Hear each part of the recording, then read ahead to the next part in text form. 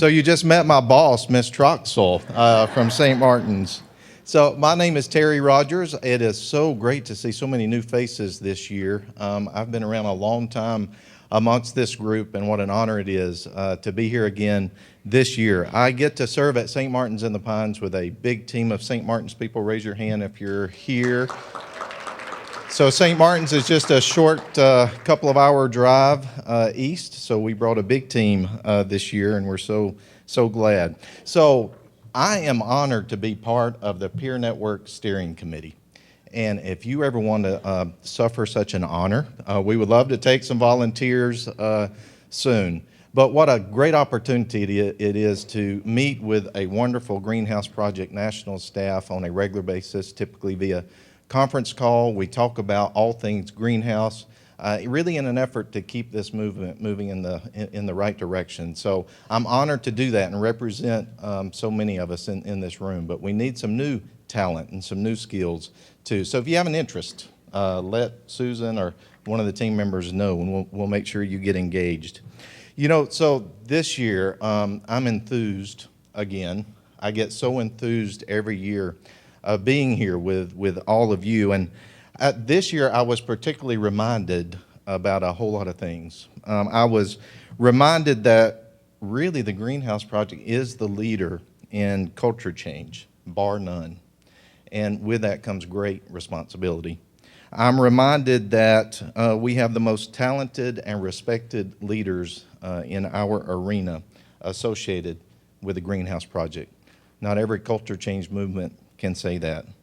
I was reminded yesterday that we have been blessed with the most philanthropic gifts, and with that comes tremendous accountability for the stewardship that we have to take those invested dollars now and do something with those. And we're making that happen. And through that philanthropic support, we have now real data through the top-notch researchers in our field. And through that, we're proving that what we do works.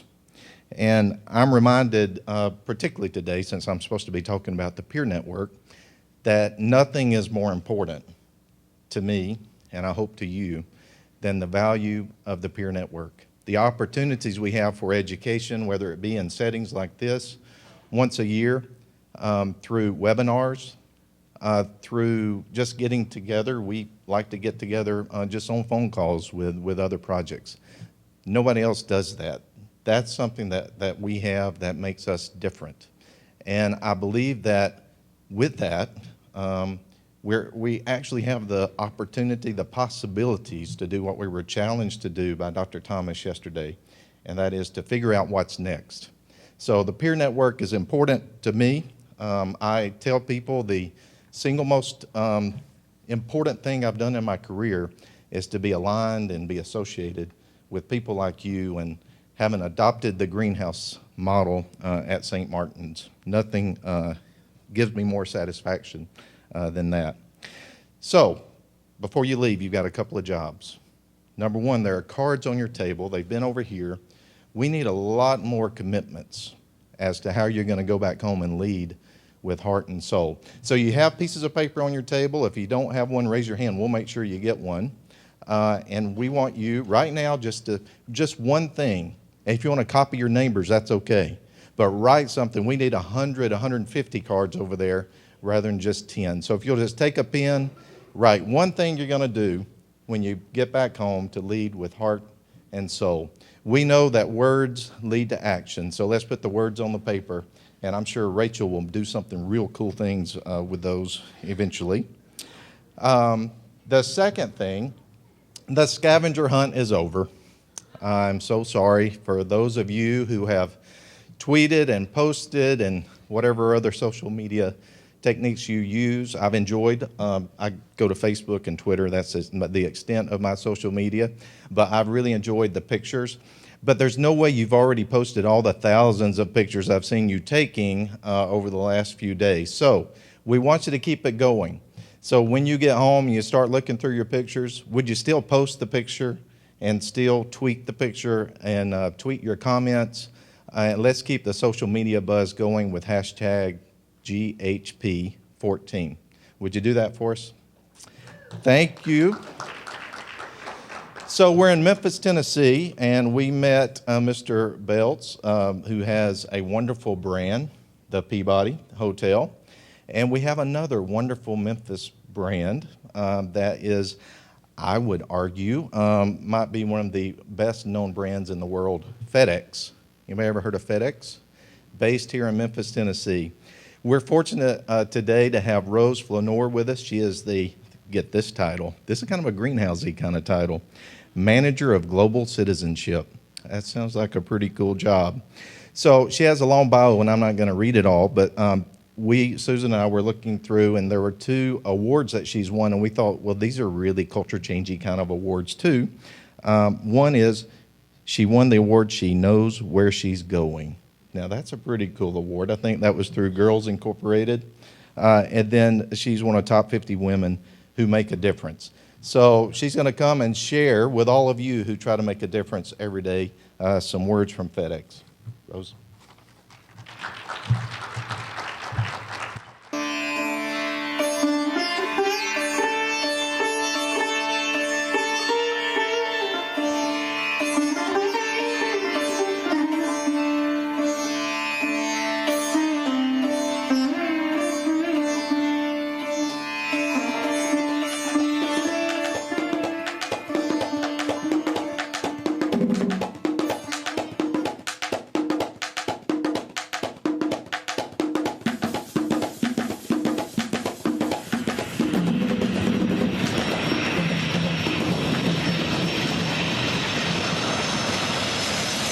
Our employees want to be engaged in humanitarian efforts and look for ways to volunteer to help and give back to the world.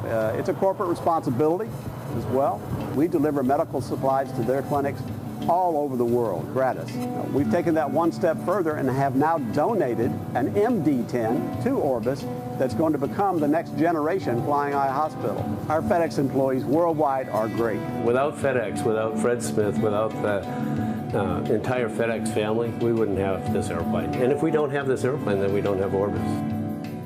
In a way, I suppose I'm speaking for 36 million blind people all over the world, and to thank everyone. It's a remarkable thing for me to consider that FedEx has partnered with Orbis to literally save the vision of hundreds of thousands of people. It's an interesting thing. 70% of all forms of blindness are preventable if there's early intervention. Orbis and FedEx partnership is the single most important collaboration of a corporation and a nonprofit in the history of the world of visual loss. This mission that I did with Orbis has changed my life. I went to 22 different countries. We would see patients that would see their children for the first time, grandparents that would see their grandchildren for the first time. When I do my job at FedEx, I do the best job I can do because I want FedEx to succeed so that they can support planes like this and projects like Orbis. If you've ever flown with Orbis and seen the wonderful work that they do, you would automatically want to be part of this operation. Once you've seen one of these people come out of surgery with their vision restored, it's absolutely phenomenal. It makes me extremely proud that the company, is willing to put this much time, money, and labor into this project. FedEx is very proud to support Orbis's global mission and help in saving sight worldwide.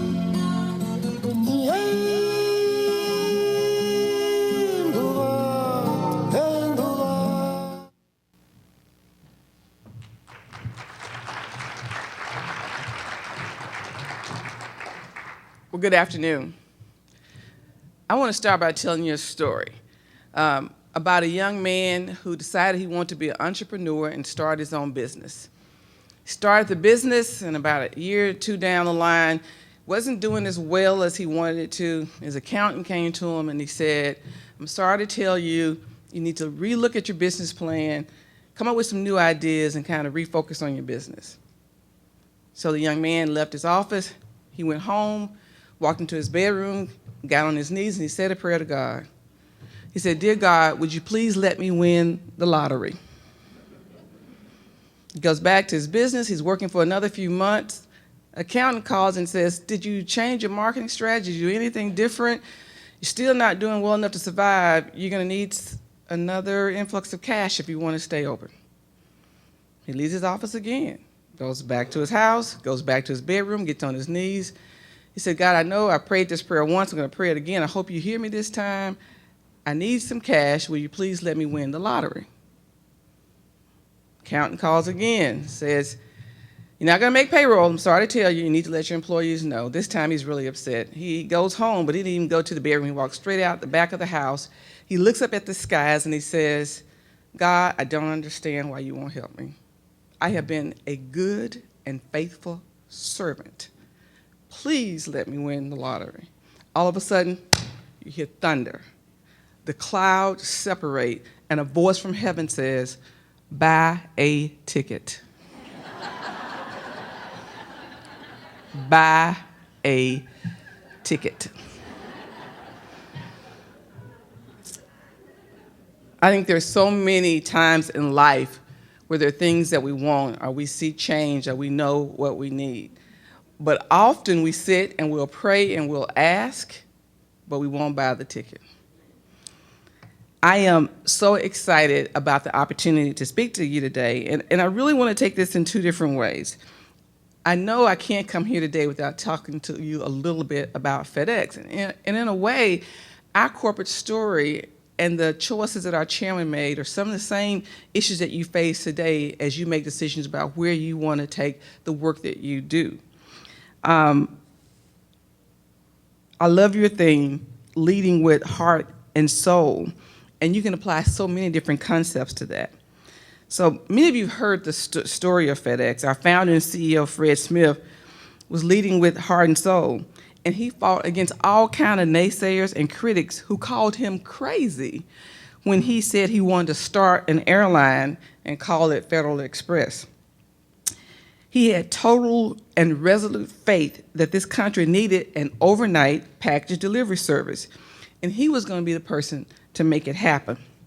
In 1965, the Yale University undergraduate wrote a paper about a passenger route system used by most air freight shippers, which he viewed as economically inadequate. Smith wrote of the need for shippers to have a system designed specifically for air freight that could accommodate time-sensitive shipments, such as medicines, computer parts, and electronics. Now, everybody says, and it's always reported, that he received an average grade on the paper. Sometimes they report it as a C. Ms. Smith said he never said he got a C, just an average grade. I have not had the nerve to ask him if that meant a C. But in August of 1971, following a stint in the military, many of you may not know he served in Vietnam, he bought the controlling interest in an Arkansas aviation group in Little Rock, Arkansas. And while operating this firm, he identified the tremendous difficulty in getting packages and other air freight delivered within 1 to 2 days. This dilemma motivated him to do the necessary research, and I say he did research first for resolving the inefficient distribution system. Thus, the idea for Federal Express was born, a company that revolutionized global business practices and now defines speed and reliability. When my daughter was younger, and I've been working for FedEx 14 years now, and in previous roles I've had a chance to meet international presidents, Nobel Peace Prize winners, and when she was small, I wanted to take her with me so she could hear these speakers, and she didn't want to go. One condition, if at the reception I could promise there would be cheese squares, she would go with me.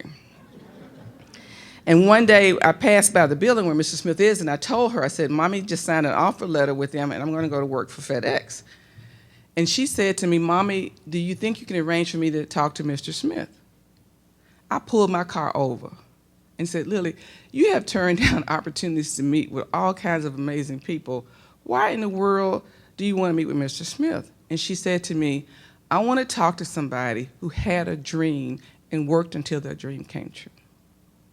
And when you think about that whole issue for him, it was identifying a problem, and regardless of what happened from college on, he stayed focused in his mind that he was going to be the one who created the overnight business. He named the company Federal Express because he liked the patriotic meaning associated with the word federal, which suggested an interest in nationwide economic activity. At the time, he was hoping to obtain a contract with the Federal Reserve Bank, and although the proposal was denied, he believed the name was a particularly good one for attracting public attention and maintaining name recognition. The company incorporated in June of 1971 and officially began operations on April 17, 1973. Now think about this. We probably think about FedEx being around forever. It's 41 years old. We have only one CEO in our history, and that is Fred Smith. Most CEOs change about every 5 years. On that first launch, here's what we shipped. 186 packages to 25 cities from Rochester, New York to Miami, Florida. 41 years later, 220 countries and territories, more than 90% of the world's gross domestic product within 1 to 3 business days. FedEx Express is the world's largest express transportation company, handling more than 3.9 million shipments each business day. From small number to 220 countries and territories to 3.9 million packages in 1 to 3 business days. That kind of growth would not have happened without a willingness and deliberate focus on adapting to change. He bought the ticket. One of Mr. Smith's favorite quotes, managing change is the key to successful future. Managing change is the key to a successful future. Here's some other quotes on change. Albert Einstein, the measure of intelligence is the ability to change. From George Bernard Shaw, progress is impossible without change, and those who cannot change their minds cannot change anything. From John F. Kennedy, change is the new law of life, and those who look only to the past or present are certain to miss the future. And from Charles Darwin, it is not the strongest or the most intelligent who will survive, but those who can best manage change. Now you would think if he created this business, if he got past all the naysayers, everybody knew his name and he was a billionaire, if you check the Forbes list, that he'd be okay and he'd just stick with that proven business model. But then he came and said, I'm going to buy Kinko's. You know, FedEx office used to be Kinko's, we see on the corners. He bought trucking companies Caliber and Viking Freight, and he bought Flying Tigers. He recognized that the cargo company needed to expand to include more than air cargo. Here's the other thing he decided to do. You're making money, you're doing extremely well, employees are happy, investors are happy, and now you're going to buy all the other companies and really change the business model. And on top of that, you're not going to call yourself Federal Express anymore. He heard customers say, and other people say, especially in the international markets, they start shortening our name to FedEx for us. And so he decided to take a major brand change, one of the biggest changes in 1994 when Federal Express officially adopted FedEx as the primary brand, taking a cue from its customers who frequently referred to the company by the short name. He's always listened. There's one thing I learned when I came to work at FedEx, and one thing that was very different, I worked in 2 other corporate cultures. Their employees there would ask you if you bleed purple. And they would challenge you if they didn't feel like you met the customer service standards that they founded the company on. And it's almost as if you didn't quickly adapt to the culture and believe that customers were first and that every package was a golden package, you didn't belong in our company. And employees told you that, not your manager. I learned quickly that people were invested in the work, invested in the success, and if you weren't going to be on board, you did not belong in our company. There are plenty of examples of companies who have not been as responsive. Anybody remember Blockbuster? Nokia? Did anybody shop at Montgomery Ward? Kodak? All great companies. At one time or another, they were leaders in their respective industries. But when it came to market and environmental changes, they did not adapt. Kodak was forced to enter bankruptcy reorganization as a result of failure to adapt to the new digital photography revolution. While the rapid rise of the iPhone cost Nokia its prominence in the market. What's so interesting about so many companies, they saw the facts, they saw the data, they saw the changes, but they didn't really believe that it was coming. I love my job at FedEx. You saw one of the programs that I manage, Orbis. I get a chance to work on a part of the team that is the heart and soul of our company. We work with nonprofit organizations to make a difference in people's lives because we care about the communities where we live and work. FedEx has supported the Orbis Flying Eye Hospital for more than 20 years. 37 million people in the world are blind, and for 28 million, this could be avoided with proper medical care. I think what's so interesting about this is they identified the problem. All these countries where they didn't have doctors trained, they didn't have the equipment necessary to do the surgery. So what did people say? Let's put everything on a plane.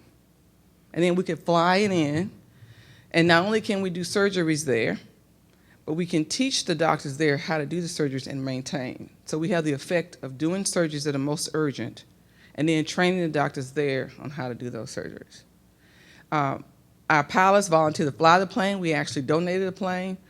We do the C checks and B checks on the plane. They come into Memphis from time to time. We'll let our employees tour. And I think what's so amazing is a corporate program, but our employees have taken it over.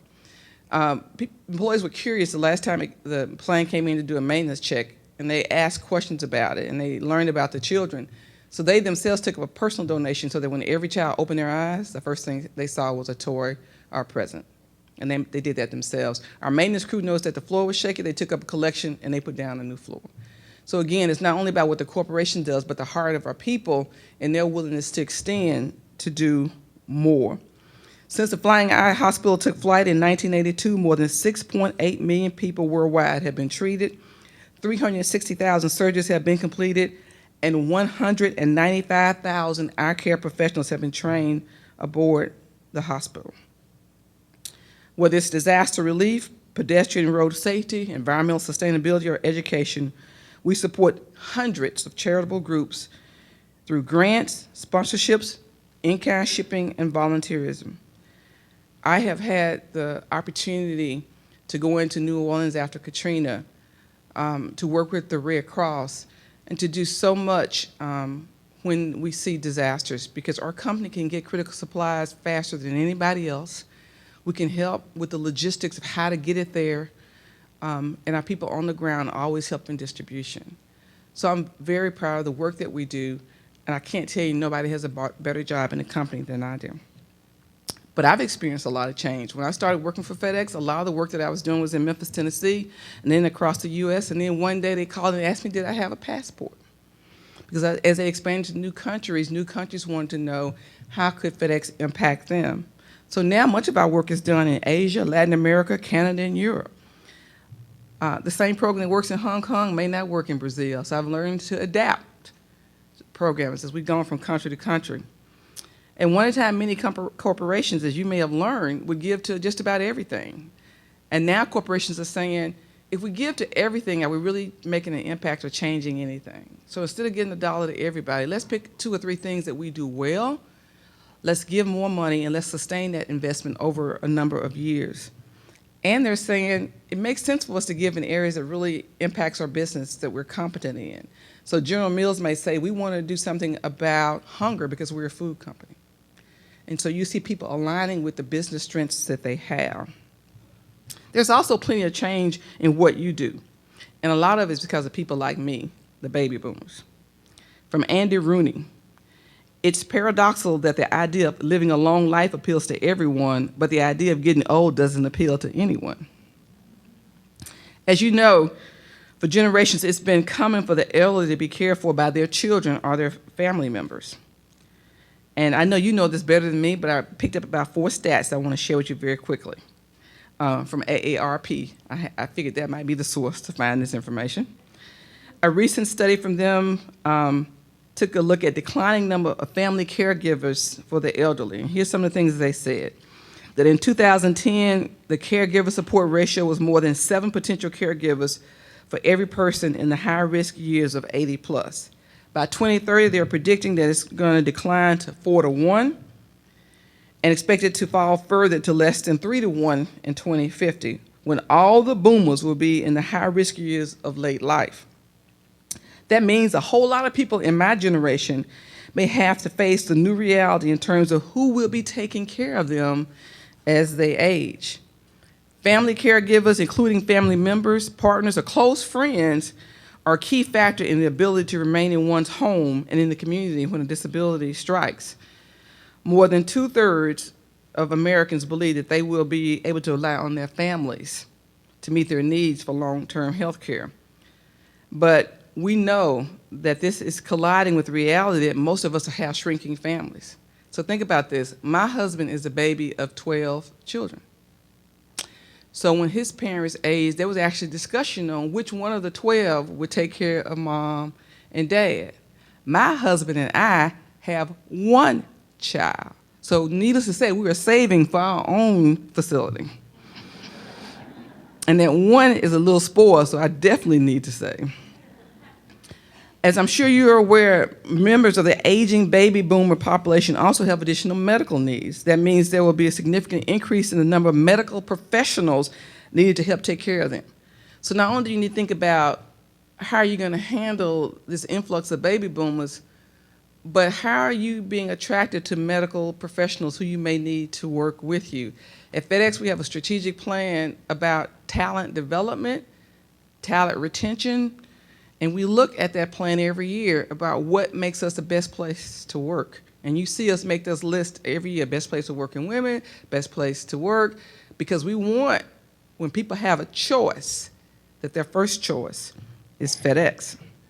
In addition to the large generation of getting more elderly, the life expectancy rate of Americans is higher than ever before. In 2010, the number of Americans aged 65 and older is 40.2 million. That number will more than double by 2050. When that happens, their percentage of the population will increase, and so will their medical needs. So the services you offer in the Greenhouse Project will become even more demanding in the years to come.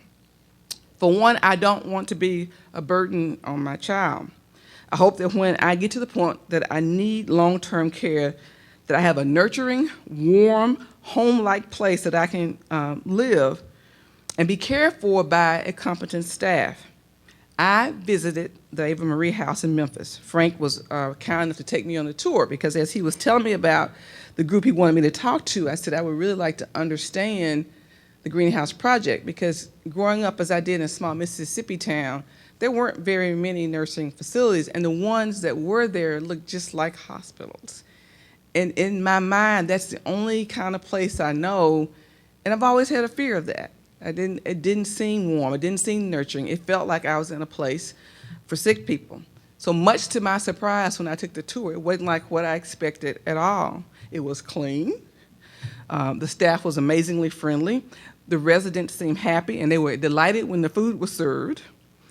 I appreciated that it wasn't regimented, and that people seemed to really be at home.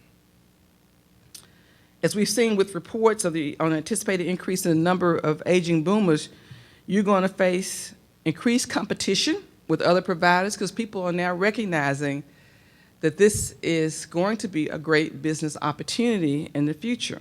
So you will have to find ways to differentiate yourselves from the pack. Here's some business advice on how to avoid the pitfalls faced by other companies that have failed to adapt. Number one, identify and discontinue outdated internal processes. They can become entrenched and can stifle creativity. Number two, pay attention to your customer.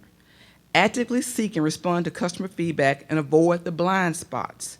Number three, value and engage frontline people. I love the fact that when I came to FedEx, that people felt very comfortable at the very lowest levels of the company picking up the phone and letting the executive team know when they noticed a problem. In most places, that's against protocol.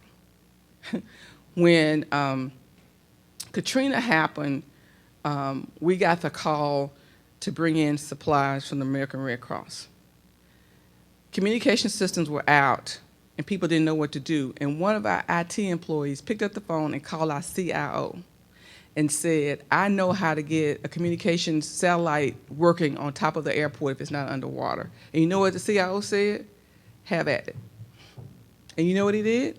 He got there and he got the first communications. Now that had nothing to do with us shipping disaster stuff. It's just an IT guy who said, I've watched the news, I can tell you what to do. We were highlighted in Fortune magazine just because of the empowerment of an employee who said, I see a problem, I know how to fix it, and a CIO who said, then go fix it.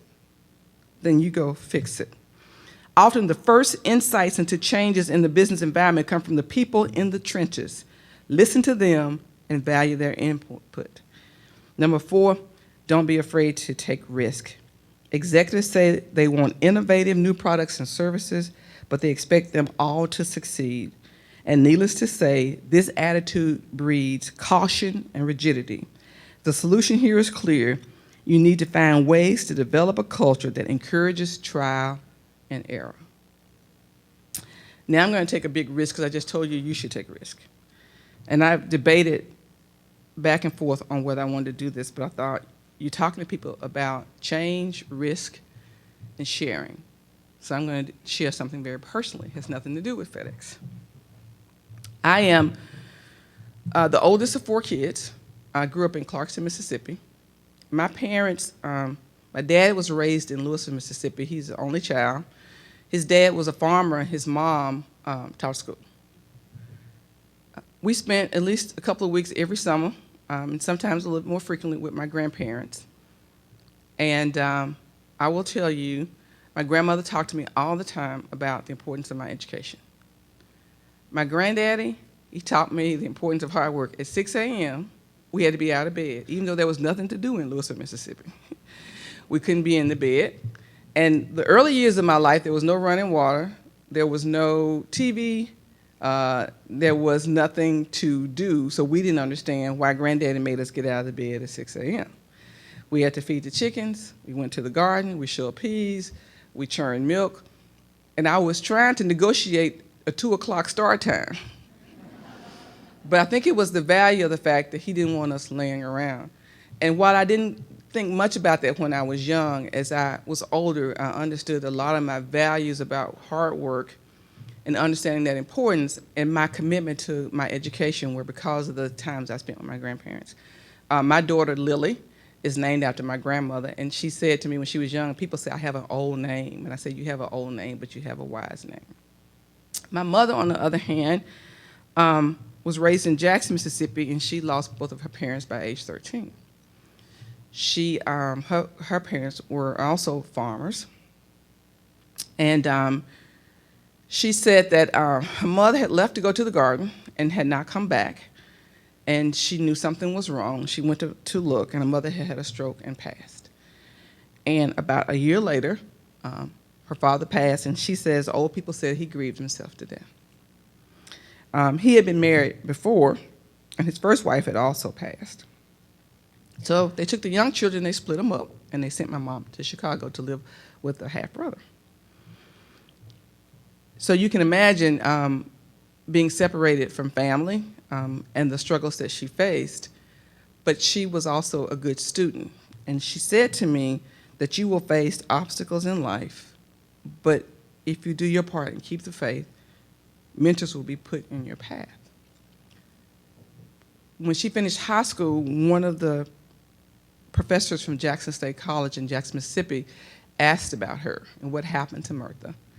And she arranged, along with my mom's sister, to come back to Mississippi. And because my mother had good grades, she got a scholarship to Jackson State College. She also helped her get a job in the library, and Mama also cleaned houses and babysat, worked 3 jobs and finished college. Not only did she finish, but she graduated valedictorian and was crowned Miss Jackson State College.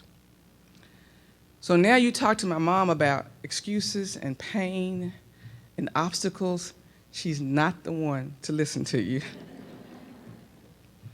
But that shaped a lot between Mom. Dad was the most compassionate person I know.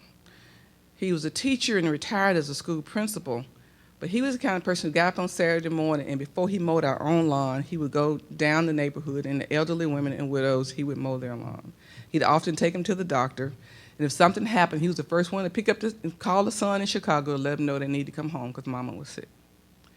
I often wondered why he spent time, because I felt like you could mow our lawn first because we get lost in the grass playing kickball. But later I also understood the importance of why he did what he did. I share all that with you because I think, if anything else, I learned about the importance of adaptability, the importance of understanding different cultures, the importance of changing and being open to change, and not change just for a little while so I can change back, but actually change so that I can make a difference. Now I'm going to take a larger risk, and I'm going to share with you my personal journey. And I actually have a video that was done by my sister that I want to share with you.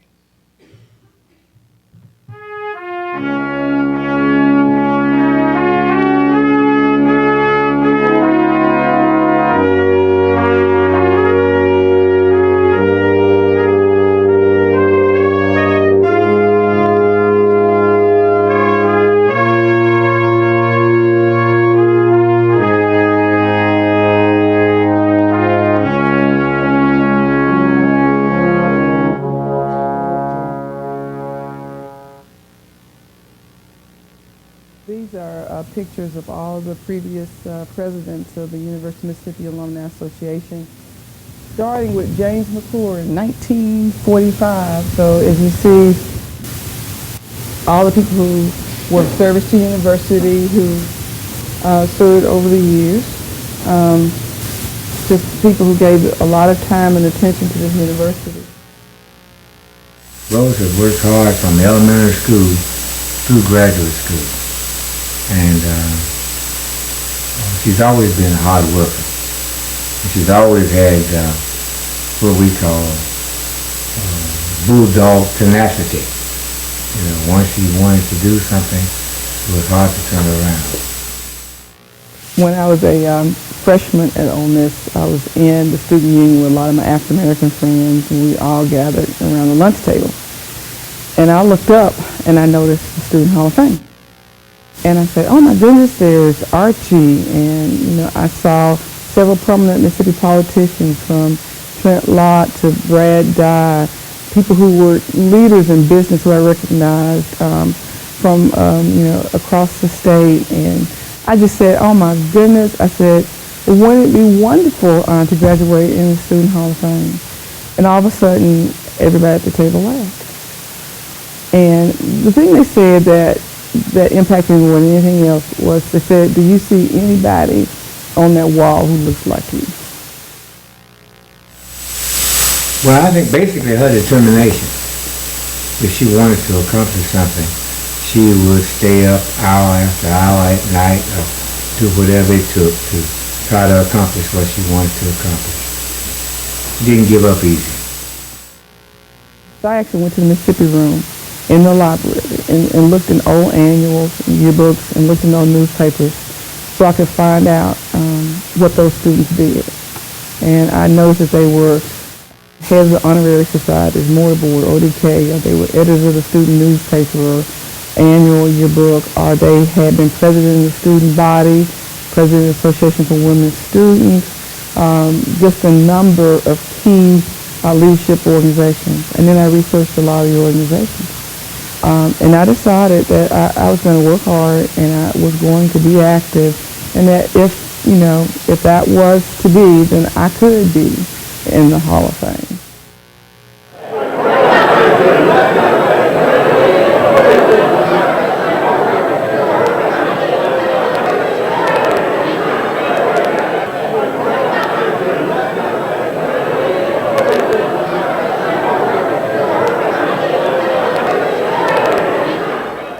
I suppose one of the most striking moments that I've seen in the last year or so is that I was at Ole Miss visiting one of my friends who had left Ole Miss, Curtis Wilkie, a famous newspaper reporter, because of its racist attitudes, has gone back now because of the chancellor, and the state is working harder at race relations.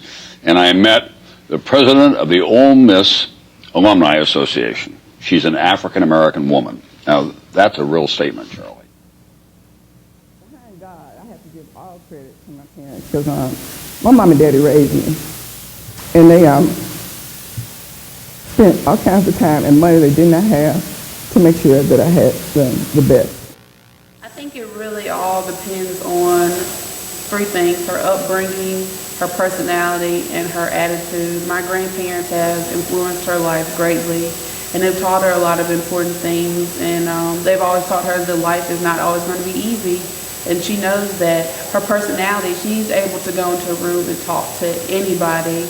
And her attitude, if you tell her no, that doesn't mean anything to her. She's always a go-getter. Like I said, she's a hard worker, and she's willing to go that extra mile. I interviewed Harry Belafonte when he was to receive the National Civil Rights Museum Freedom Award. I asked him in an interview, were you not the first African American to receive the Emmy, and how did you feel? And I'll never forget his response. He said, Rose, it's not important that I was the first African American to get an Emmy. He said, what I'd like to tell you is about the number of African Americans who received the Emmy after me. And he said, it's not important to brag about being first. What's most important is what did you do to make sure there was a second and a third, to the point in our history where people will never talk about the first. A lot of Rose's legacy won't be about Rose herself. I think a lot of Rose's legacy will be about what she did for others, about the doors she opened for others. And I think Rose will best be remembered in the stories that people have about Rose and in the opportunities that people have because Rose did it first. And her daughter Lily being able to do some of the things that she did after Rose had done them many years before. And people being comfortable in trying to do something that Rose proved was doable years before. I like to think about that being the legacy that Rose will leave behind. And her saying, why can't somebody do this?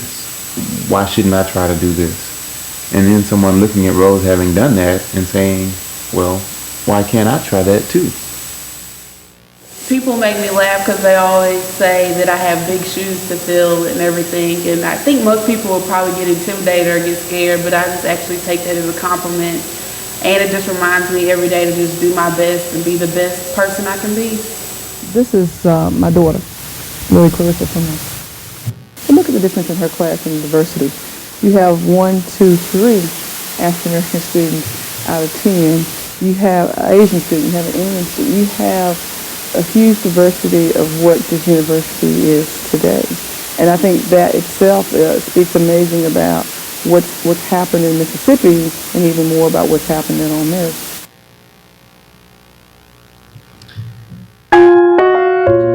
I just thank you so much.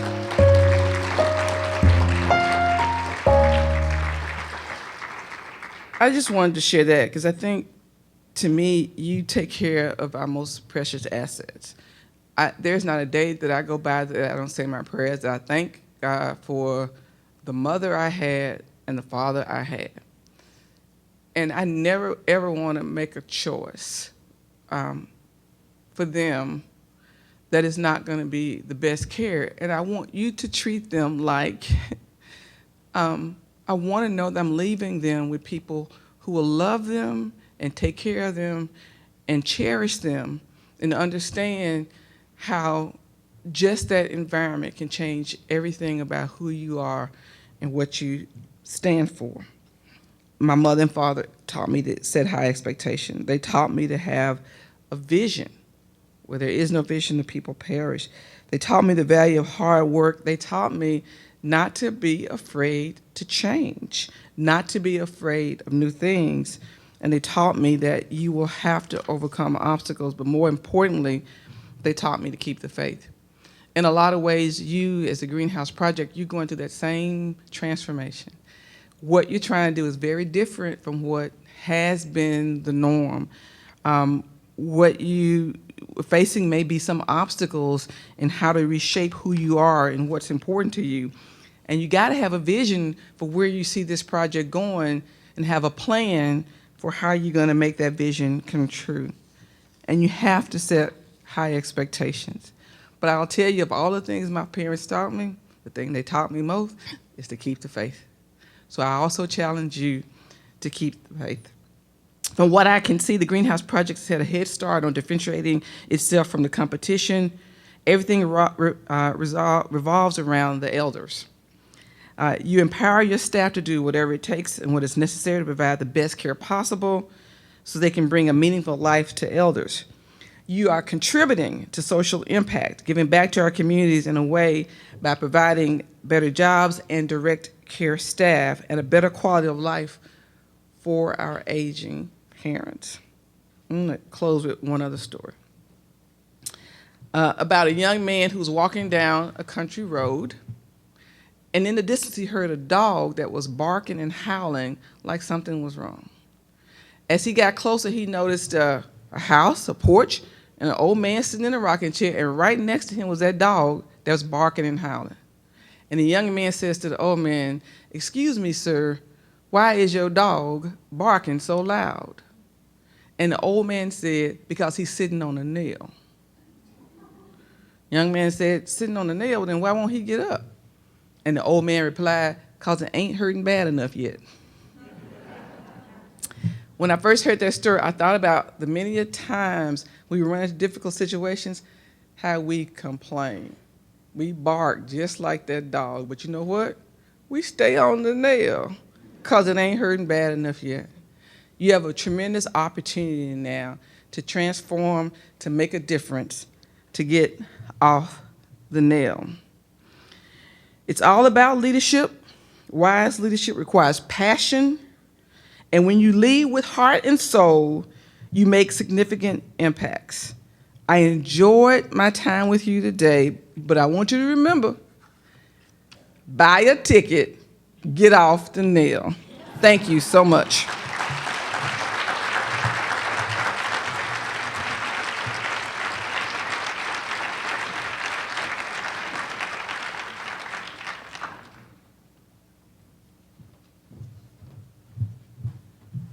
So I was taking notes fast and furiously. I said, oh, that's a good nugget that I can use to wrap it up.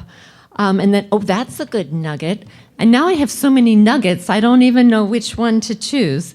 But it's so much fun to kind of look where you took us with Federal Express. That's where we started. And to look at an industry very different from what we do, but to show the similarities, to really talk about leadership and visionaries. Fred Smith had a dream, and he kept pursuing until he brought it to fruition. He didn't give up, and he adapted, he evolved, he took note of what was changing in the environment. But I really loved, you made it deeply personal. And that's where I think I felt the most emotion, the most passion, the most connection. Because when you got personal and shared where it mattered to you, and that what we have entrusted to us goes beyond, with all due respect to FedEx, a package. But these are the people that we love. These are the moms and dads, the grandmas, the grandpas, and one day it'll be ourselves. But these are the people that are entrusted to us. So thank you for inspiring us. Thank you for being vulnerable and sharing your story, and the videos were wonderful. So thanks so much for being a part of us.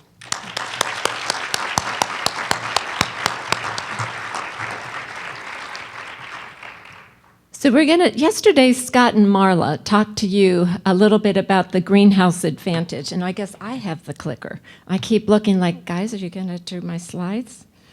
And they're saying, no, you are.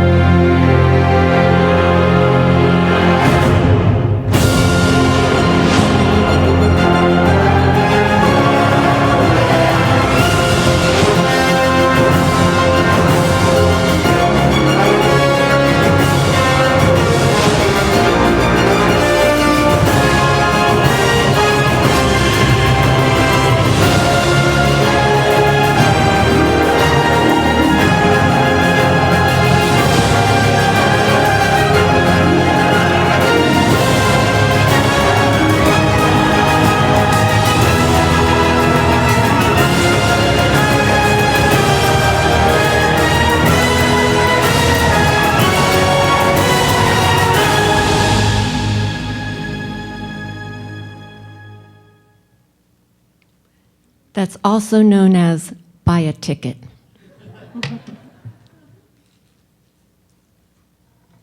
So the peer network. Terry talked a lot about it. He said, you know, the peer network is where it's all about. In 2005, I went with my organization to see the greenhouse homes in Tupelo, Mississippi.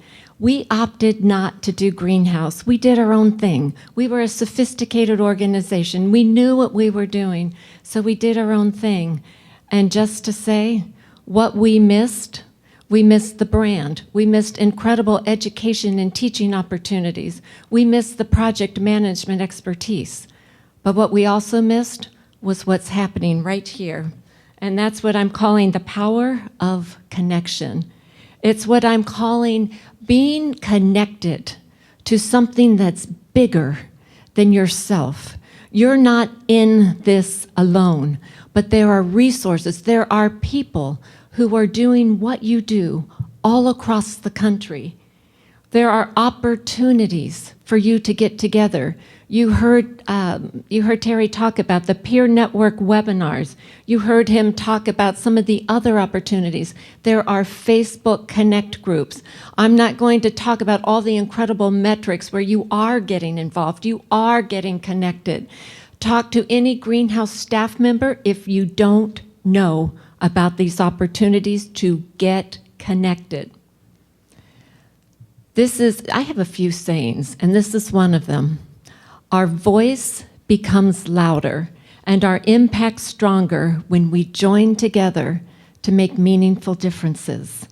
Last year, we were 180 people. We are 250 people this year.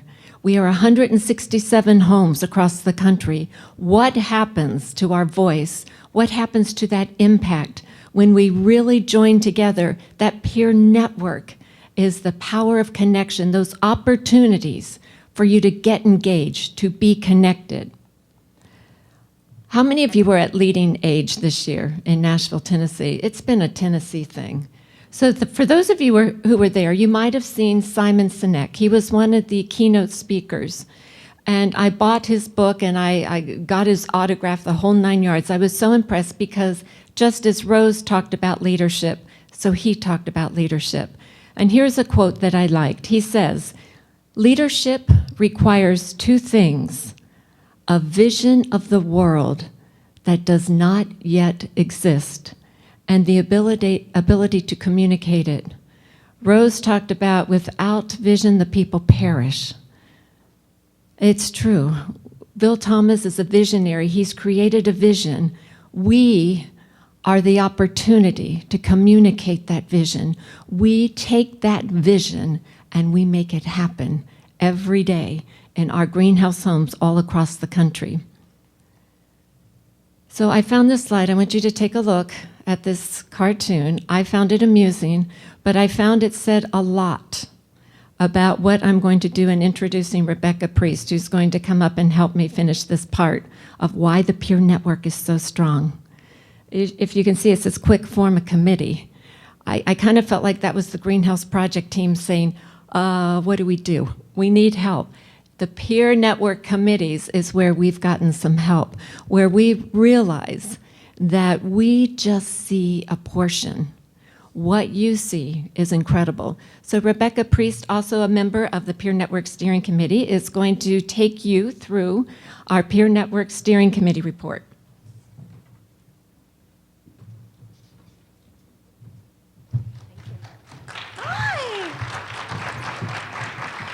So I heard a quote about committees once too, Susan. It was, if you want to kill something, form a committee. That is not the peer network. So I'm really privileged to stand up here today. And I first want to take a minute and just recognize those people who have been members of the peer network since, some of you, since the inception of Greenhouse.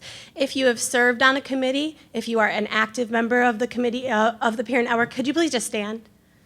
Let us know who you are. I see Jeff, I see Linda, Terry, I'm here. And thank you guys. And I'm sorry that you've decided to let me represent you all today. So it's a great honor to be here talking with you all. Great providers, committed Shabaziman nursing staff, guides, elders, family members, visionaries who want to do something different in long-term care. This is not about us doing long-term care in a small house. This is about us abandoning everything we ever knew about long-term care and starting from scratch about how we work together and how we listen to elders, and really kind of drawing together a product, a home. That's a very different experience for all who enter, and you guys are doing that every day. This is what we're doing as a movement, and I want to take a minute and kind of celebrate this. If you don't recognize yourself as a part of a movement, check with my crew from St. John's over here. Guys, say hello. Hi. We got 13 people from Rochester, New York, and Rose talked a little bit about Rochester and our glorious Kodak, but we're starting fresh in Rochester with something far more attractive than Kodak's journey. We're pushing providers. This group of people, you, are pushing providers to change the way that elders are positioned in our society. That's your job. Do you guys see that as your job? Change the way we view elderhood in society through your projects. Shabazim, you're the first people to do that. You got to change the way you see elders who you're working with. You got to change the way the family members see elders who you're working with. Second, we're establishing some commonalities to measure this so that we can really kind of clarify what is a real home, what is a greenhouse home, and then we're creating shared resources for elder and staff growth. We talk a lot about change. I'd like to call it growth because that's really what it's about. It's not about change for change's sake. It's about growing to be a better group of human beings together. So what the Greenhouse Steering Committee has done this year, has worked diligently to create a model integrity tool. Now, I know you guys love tools, right? Penfield has kind of chartered this tool. Some other homes in the area have tested this. This is an in-depth tool to take a look at your project and say, how are we doing? How are we doing on bringing about real home? How are we doing about bringing about meaningful lives? How are we doing at engaging true team directedness, truly empowered staff? Then, finally, this is probably my biggest passion, is we're setting the stage for some community discussion, some discourse around what will work to support this incredibly fast approaching change in what's happening with aging in this community. You cannot stick your head in the sand, and I know I'm preaching a little to the choir, but some of you may still be sticking your heads in the sand. You've got to really get engaged with your communities and leverage what you're doing in order to make something a little bit bigger than just your project. That's what the steering committee was focused on this year, and we're going to continue to push that for 2015. Our model integrity project, I want to give a shout out to Sandy. She's still here? Hi, Sandy. So Sandy spent, many hours harassing people to get their tools in. Some of us did successfully and some of us didn't. But she really also spent copious amounts of time talking with Shabazim, nurses, guides, leaders who are actively working in the greenhouse so that we could create a meaningful tool so that you all can sit down together. And that's the thing about this tool. You really do have to sit down together. It forces a pause. It forces you to slow down and sit down and explore what you're really doing. It's a kind of a neat tool, and it's pretty lengthy, but what it will do is, I was hearing as we were networking about the peer network at lunch, was that I'm looking for a snapshot of which providers are doing things really well, and I want to know if I'm struggling, who else might be struggling with me, and what efforts they may be making. So I think this model integrity tool it's going to be something that you guys will respond to pretty well, from Shabazim, from elders, family members, your whole care community. So as you're looking at this, what you'll see is providers' reports of how they're doing it, how they're bringing about real home, how they're bringing about meaningful lives, how they're bringing about empowered staff. And it has cues throughout to say, are we wearing scrubs? Why? It'll bring about cues to say, are we using alarms? Why? It'll bring about some cues to say, are we cooking our meals? Why not? So for you all, who I get it. You do it every day. I have the luxury of visiting a couple times a week or month. And it's hard work. But if we start to slide, if we stop innovating, if we stop driving to better as a community, the Greenhouse Project will quickly become just another nursing home. Don't let it happen. I know I won't. Rochester won't. I don't think you guys will either. But here's what we know. Our bodies want status quo.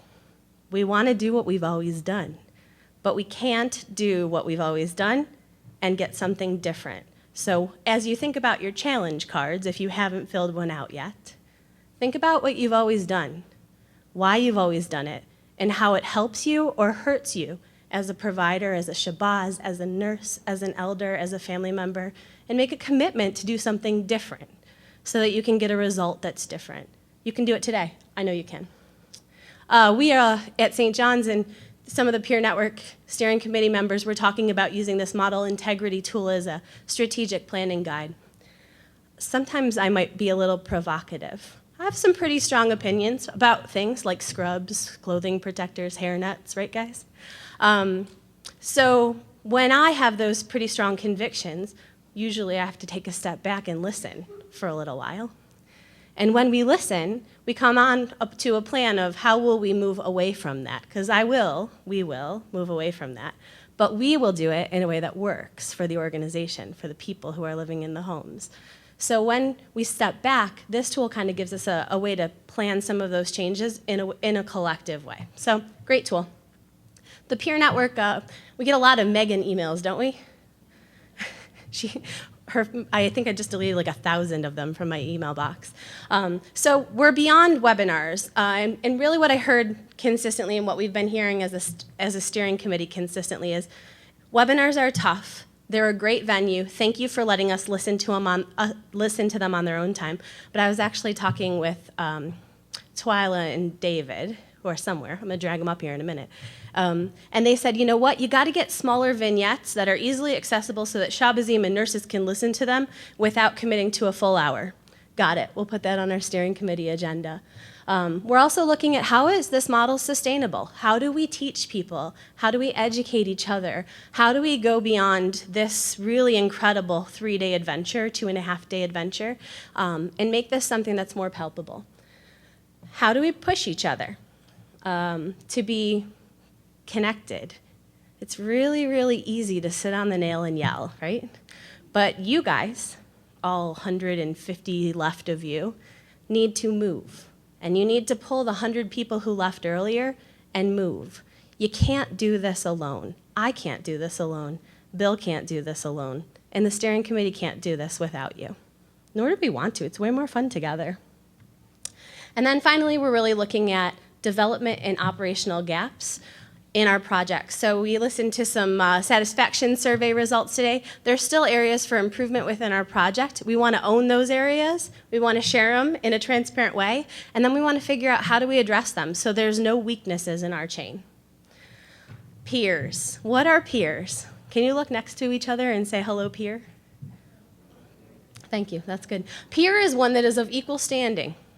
I am honored to stand here as your peer. Truly. And yours, guys, who belong to one of the same societal group. What's your role as a peer in this movement?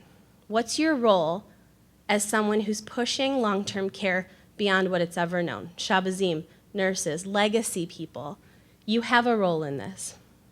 How do we leverage the last 10 years and grow the next 10 years so that we can have 250 homes next year, community-based homes across the nation? How do we do that? It's going to take a little bit of grit. Finally, I want to thank some people in my life who've always kind of said, take a step back and do something a little bit different. And it's funny because these trends of family kind of come through.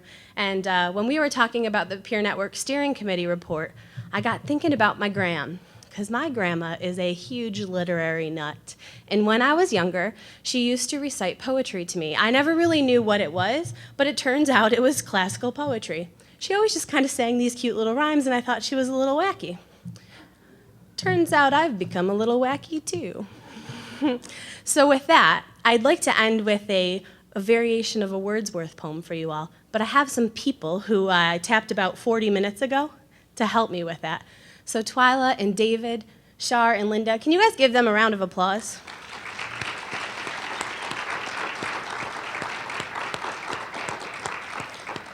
they have graciously decided to share with you this poem and remind you that you are a part of something much bigger, a part of something much bigger than yourself, much bigger than your team, much bigger than your project.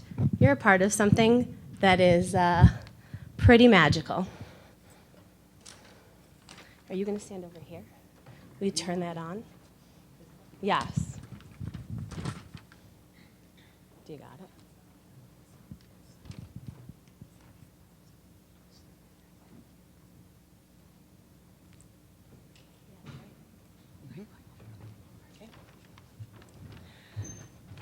I wandered lonely as a cloud that floats on high o'er vales and hills, when all at once I saw a crowd, a host of golden daffodils. Beside the lake, beneath the trees, fluttering, dancing in the breeze.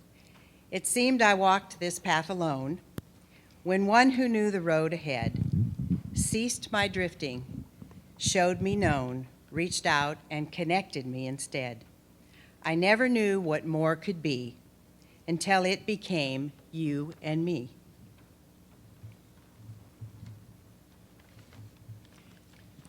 Continuous as the stars that shine and twinkle on the Milky Way, they stretched in never-ending line along the margins of a bay. 10,000 saw I at a glance, tossing their heads in sprightly dance. A lighthouse glow in stormy sails of times and trials seen and heard, a sea of answers to unveil, a universe of lessons learned. And still we share and still discover, not one of us is quite the other. When all of we the wonder, is a path safe, the questions every turn we take. There is no strength in solo walks that leave the rest to wander lost. The growth of our community rests in our paths together see. For oft, when on my coach I lie, in vacant or in pensive mood, they flash upon that inward eye, which is the bliss of solitude. And then my heart with pleasure fills and dances with you, daffodils. To be or not to be is not a quest of teens who seek to grow, but how to be a voice that's sought for lessons learned and what they know should be the ever pined for aim for those whose elders growth do claim. Thank you, guys. Thank you. Thank you. Thank you. Thank you for that. Onward.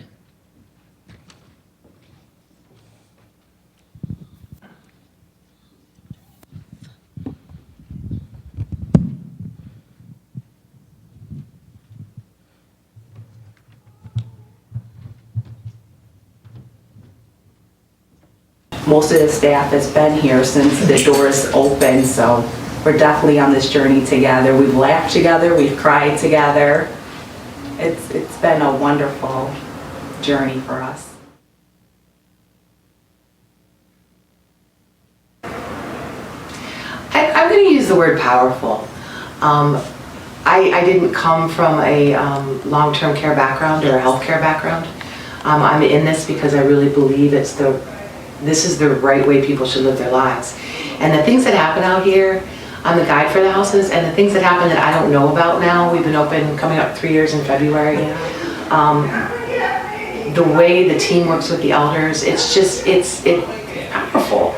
I'm not a big crier, and I end up crying all the time about things that happen at the greenhouse.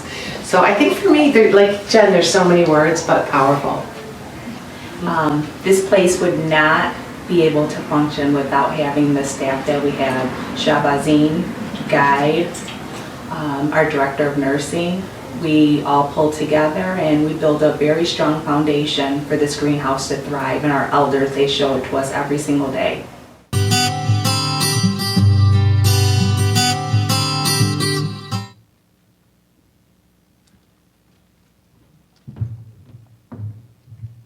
Hello, everyone. Hi.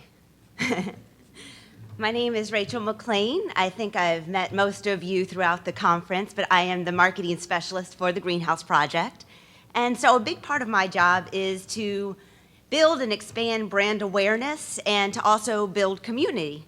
So as part of that, we had a social media scavenger hunt throughout the conference. And as a social worker, I thought that I put the social in social media, but it turns out that you guys took it to a whole new level. Just as you are very collaborative and compassionate, you are also really competitive. And it was awesome. I just watched hashtag GHP14 over and watched it grow and expand, and all of the creative posts and the videos and all of your great experiences at Graceland and all over Memphis. They inspired me and made me laugh, and I thought it was so cool. So in thinking about doing the social media scavenger hunt, it was more than just a fun game. It was a way to create a really engaged conference. People talked to people that you wouldn't normally talk to. You took pictures with people from different states. It gave you a reason to connect. Maybe it made you think differently as you were in your sessions, looking for those little quotes and nuggets and things to tweet out or things to post. And if nothing else, it gave you an excuse to take a selfie with Bill Thomas, which it's pretty great. The other thing is that it allowed us to share. This room is a gathering of innovators and of thought leaders. What we're doing and what we're talking about in this conference is on the cusp of the field. It's way down it's out there. And we were able to push that out to a large audience. Every time I went onto the Facebook page, there were 20 plus likes. So people were looking at everything that you were posting and getting our message out to a much bigger community. And I love the fact that it demystified social media a little bit. I heard a story about our friends in Ohio who Barb, I think, called her sons like, quick, help me set up a Twitter account, I need to do this. So it showed maybe some people that haven't been on social media the power of sharing your story, the power of sharing what we do every day. And maybe it gave an opportunity to connect with those folks at home who are holding down the fort, who are taking care of the elders, so that we can be here to learn and engage by letting them get a little window into what we're experiencing. And the last thing that I want to say about it is that I really hope that this is the beginning. This is the jumping off point. Like Terry said, the social media scavenger hunt has ended. The posts have come in and the doors have closed, but I really hope that you'll continue to post your pictures and quotes and highlights and stories, not just about the conference, but about what you're doing every day, because it might seem ordinary to you as you go through your day in and day out, but it's not. It is extraordinary. Every time I have a conversation with someone in this room, I'm just like, wow. That was just a off-the-cuff conversation, and I'm blown away. So don't think for a second that you're just going to work and going home. You are doing something powerful and extraordinary every day, and if you want to share it on Facebook and Twitter, fabulous. If you want to write a blog about it and have us post it in our newsletter that goes out to 2,000-3,000 people, bring it on, send it to me, love that. The national organization is about amplifying your voices. So share your voice, share it with me, share it with your project guide, share it with each other, and thank you so much. So now, for the moment we've all been waiting for, we have a few winners because so many people just did amazing things. We have fabulous donations of signed books and also prizes from the hotel, Peabody swag, if you will.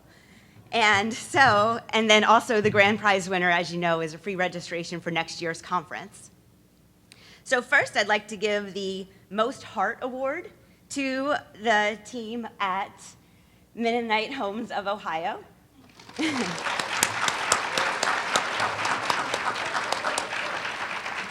Especially Barb and Melanie. Their videos, if you go onto our Facebook page and look up Post by Others, we've got an Elvis impression, we've got Melanie in a robe, like things are getting crazy. And they wrote a blog about their road trip from Ohio to here, which is awesome.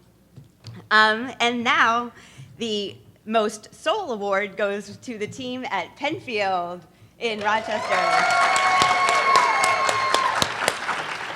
Especially Denise and Wendy.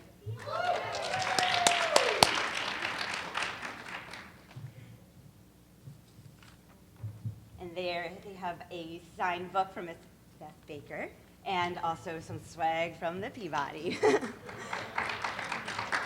We also want to give some special recognition to Mandy from Green Hill, who completed the whole scavenger hunt. And so she gets some swag. I feel like Oprah up here. You get swag, and you get swag. And also special recognition to Stephanie Davis from Green Hill, Ashley Taylor from Risen, Omega Berry from Risen, and Brittany Swanson from Providence Seward for just being amazing and really participating. And honestly, so I thought that my only friend on all of Facebook was this person who is our grand prize winner, because my timeline was literally blowing up with just like post after post from our grand prize winner of a free registration for next year's conference, Linda Robertson.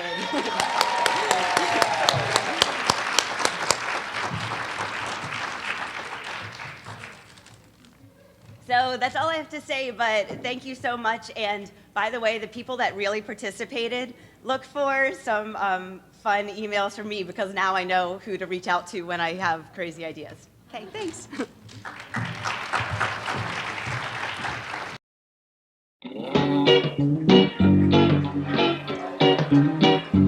Long distance information, give me Memphis, Tennessee.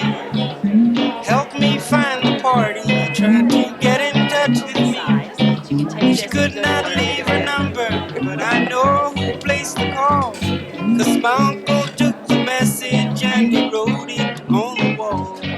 The highlight that I've had the most out of the conference so far is Dr. Bill Thomas's speech that he gave this morning about making things better, how we can take things back and be better than what it is now. I think hearing from Bill Thomas, he's so inspiring. It's just enlightening to listen to his vision. You are here to change the world. I'm relying on you. Shabazim, I'm relying on you. Guides, I'm relying on you. Nurses, sages, program officers, directors, CEOs, I'm relying on you. Yeah, she's hard and soul. She's hard and cold. She's got it all. She's hard and soul.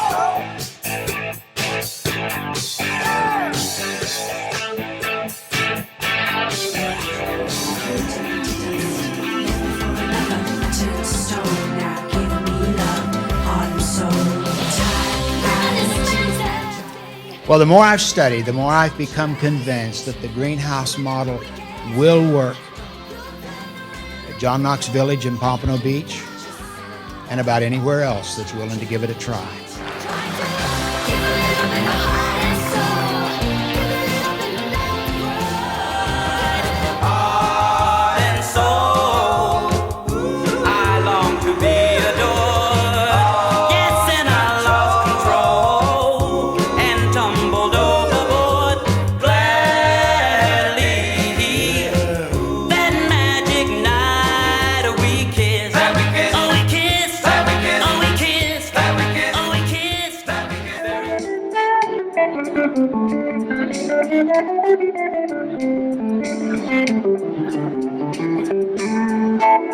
Thrill is gone.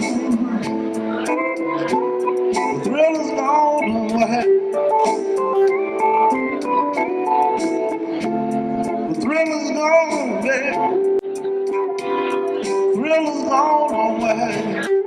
one theme that kept coming up over and over is that we're so much better together when we're all working together toward a common goal. Put on my blue suede shoes and I boarded the plane. I have met so many other guides across the country that are daily they are dealing with the same struggles that we're having. They've given me advice. I've had the opportunity to give them advice. Over me. Yeah, I got a first class ticket, but I'm as blue as a boy can be. Then I'm walking in Memphis. And Deep Knowing is about lifting up and cherishing the elders' heart and soul. In my community, you know, we all lead from heart and soul already. So when I saw that your annual meeting was heart and soul, it really resonated with us. I would like to give a shout out to St. Martin's and the Pines, the cottages. Hi, Eddie Village Green. Eddie Village Green. Representing. Yes, VMRC in Harrisonburg, Virginia. We have 10 of us here. Green Hill, yay! Leading with heart and soul. And I wish all of you to return to your homes in good health. And next year, come here with not having 167 houses, but 267 houses. That's a challenge.